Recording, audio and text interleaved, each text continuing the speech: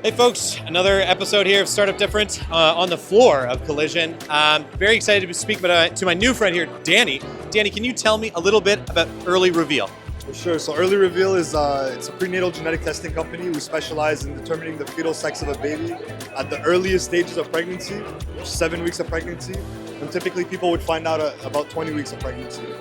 Yeah, right now I have a daughter and I have another kiddo on the way, and we recently found out it was a boy, but you're right, it happens way later in the process. How did you get into this business?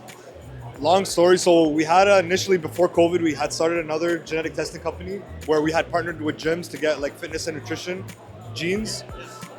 Gyms shut down during COVID. We had to go back to the drawing board. We had to figure out what can we do with the data that we had collected.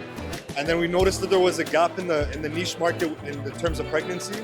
So we did a little bit of research, little bit meaning 2 years of research, trying to figure out what we can do with the data that we collected. Yeah. And then once we figured out our business model and how we wanted to go to market, we launched and we went all out.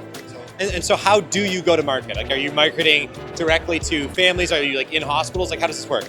So we have clinic partners all across Canada that sell our product, but we also sell online. So if you're comfortable doing your collection at home, you can do it at home. It's a non-invasive collection process, completely painless as well. So sometimes you'll start the collection, you won't even feel, like it's a little bit of a poke. Some people say that they don't even feel it. So we'll just collect the sample, send it back to our lab based in Montreal. We'll extract it, analyze it, and send you your results. Amazing. And what kind of traction have you seen so far?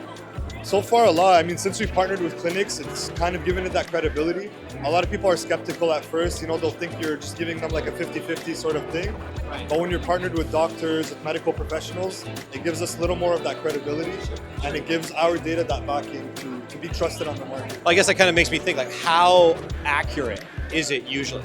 Yeah, so honestly, based on the results that we have, we're over 99% accurate. Wow. As long as people follow the instructions properly. Sure. There's always a risk of contamination that can happen, which is, our instructions are very clear on how it should be done. But, not everybody follows that. Yeah, for sure. I mean, there's a lot of people out there. People read instructions differently, and sometimes it doesn't work out. That's really impressive, though. That's a really high, accuracy level for that point of the pregnancy.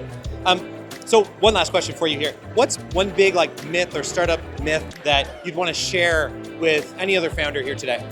So, I mean, we're at a conference right now. I think everybody's looking for an investor, looking for something, but I think you can do a lot. Like, you would think you need an investor to start your business to get traction, but it's not always the case. Like, putting in the hard work and the effort can drive your business to the next level without having that. I mean, the connections are great, don't get me wrong. We don't necessarily need that $1 million to get started.